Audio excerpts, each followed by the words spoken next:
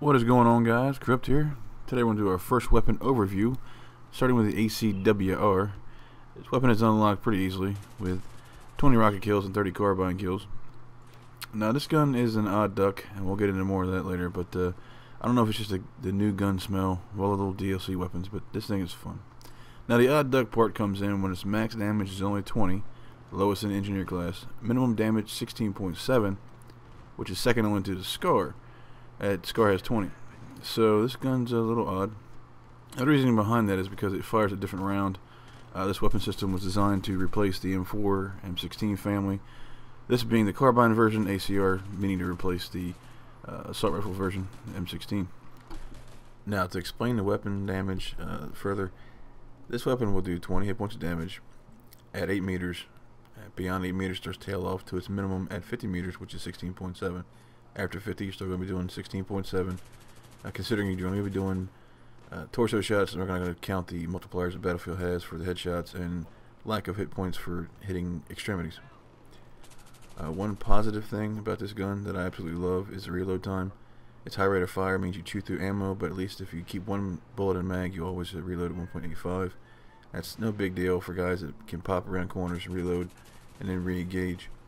If you keep an eye on your ammo count, there's no reason why you should not be able to pick a spot and hold it down or advance under fire and just wreck people. Alright, now to explain this odd ammo count. This gun only does 20 damage.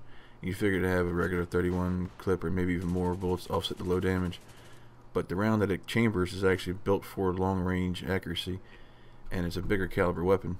It fires a round called the 6.5mm Grendel compared to the 5.56 of the M4 M16 series. The reason why it's again lower ammo count is due to the fact they're trying to standardize the magazines without having to spend the money to redo all the magazines for all the weapons all around the world. So you figured use the old magazines, double stack those. So basically, bigger round means less room in the magazine for ammo, so you have less ammo. Simple. Now the easy way to compare this gun to anything else in engineering class is probably to compare it to the M4 A1, which everybody knows, everybody's used because it's the first gun you unlock on the American class engineer.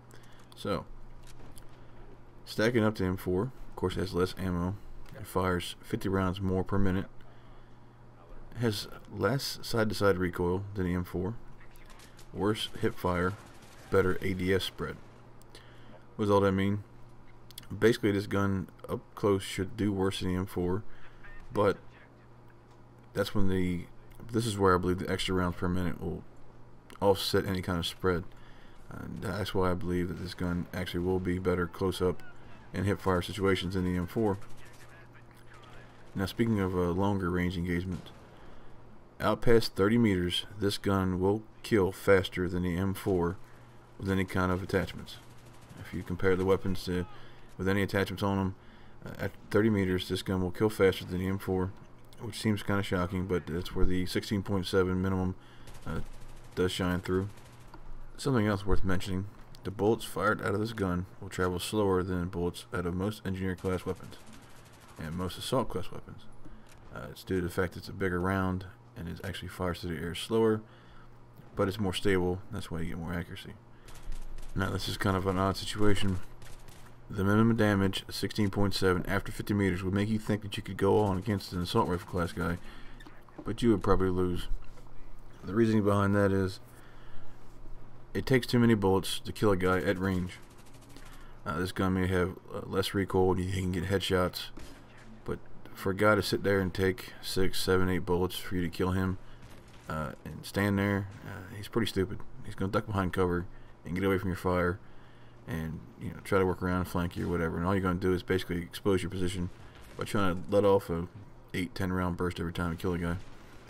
So it's smart just to keep this weapon what it was designed to do, medium range, fight your way to vehicles to kill them, or fight your way to flags or defend flags. It's built for conquest, it's built for rush, in my eyes anyway. It doesn't really have much business. Honestly, engineers don't have much business in a close quarter situation in the new DLC, unless you want to blow balls, and then that's all on you. That's fine.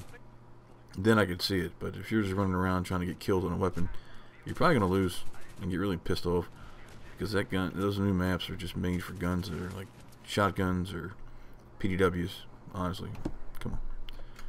But using these weapons on the vanilla maps, the older maps, is fun. Like you see here, Metro, I played for a couple hours with this gun. On Metro and random maps, and it was just fun. Everybody was trying to level up their engineer weapons. I ran into several guys running ACR or ACW-R on like Metro and whatnot, and you can't go wrong with that. I mean, that's the way to get kills, to level up your gun. But overall, this weapon is meant for medium range, and that's it. It excels at it, I believe. It's a fun gun to use. Give it a try. Alright guys, it's been Corrupt. Click on the video on the screen if you want to see more. Peace.